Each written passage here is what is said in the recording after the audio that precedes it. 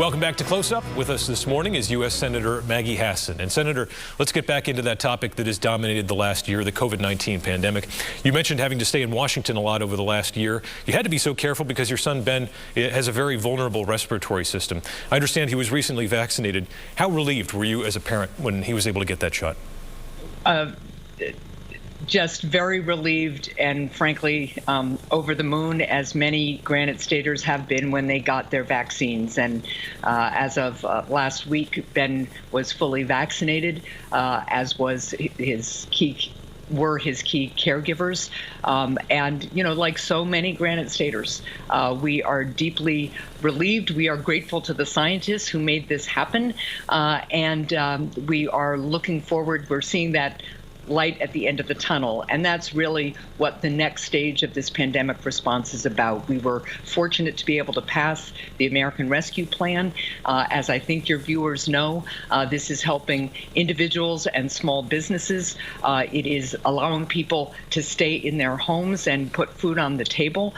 We also know how important the funding in that plan was to ramp up the vaccination process, but also provide us with public health tools to make sure we can keep track of these new variants and fight the pandemic at every level. And it's going to be critically important as we move forward and begin to reopen that we continue to support our small businesses and our schools as they fully reopen, and make sure, too, that our local and state government has the resources they need on the front lines to continue this fight. It's been a very long year for folks. You know, I visited two different fire stations last week, one up in Berlin and one down in Nashua. And, you know, these frontline heroes of ours deserve our thanks and our continued support. And that's also part of what the American Rescue Plan is about. We're currently in a second surge right now, and it's likely we're going to see vaccine uptake plateau and then go down as well.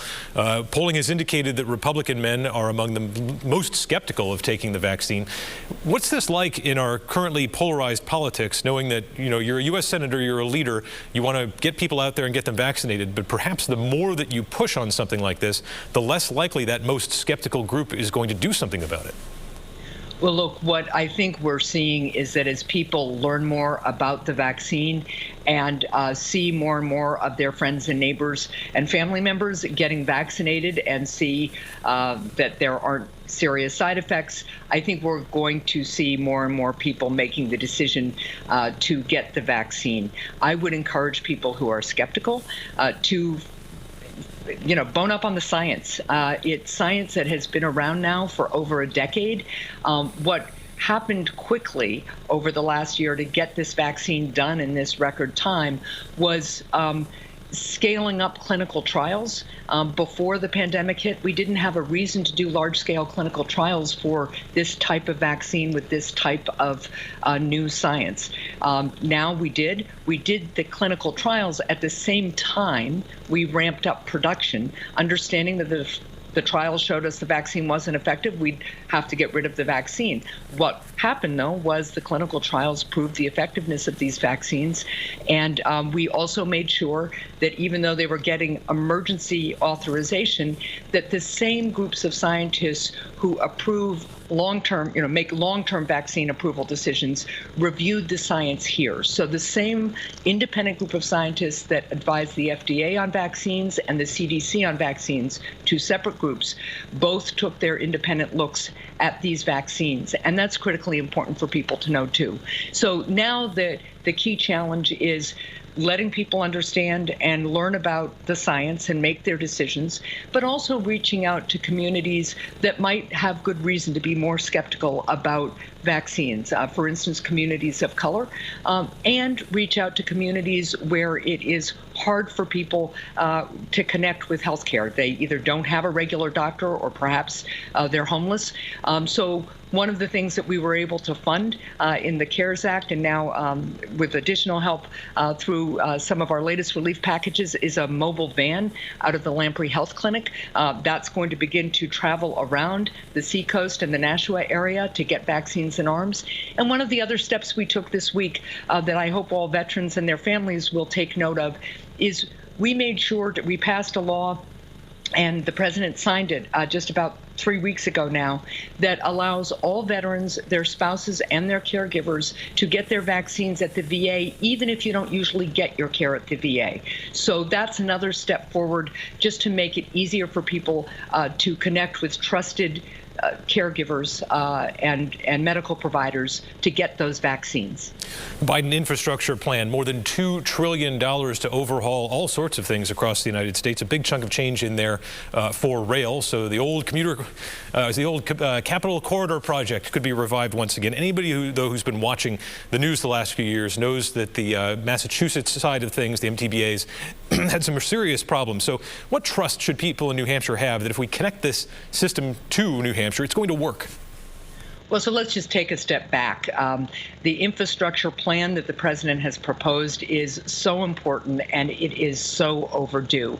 We know that in order to create jobs, to lay the foundation for the next generation of economic recovery, and frankly, to outcompete China, we need modern, safe infrastructure. And we need to think of infrastructure in terms of what's the foundation we need for everybody to be able to go to work and support themselves and build a future for themselves and their families. So what the infrastructure plan includes is roads, bridges, and highways, right? We want to make sure that they're safe and that they're modern. We know there are lots of bridges in New Hampshire that are red listed and they need improvement. We also know how important it is, especially after the pandemic, that every household in America have access to affordable and quality broadband. That's part of this package too, and critical not only to our families, but to our economy. We know how important it is to have clean drinking water and how outdated our water systems are.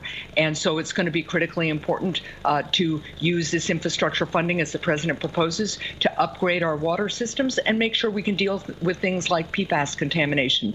And then another critical part of the president's proposal is our caregiving economy. It is hard for people to go to work and build that better future for themselves if they don't know that their children or their loved ones who are frail or disabled are cared for. So that's a critical piece of this too. You mentioned the rail component. One of the things that the infrastructure bill calls for is much more investment in rail, and right after the president proposed it, Amtrak listed as one of their priorities a connection between Boston and Concord.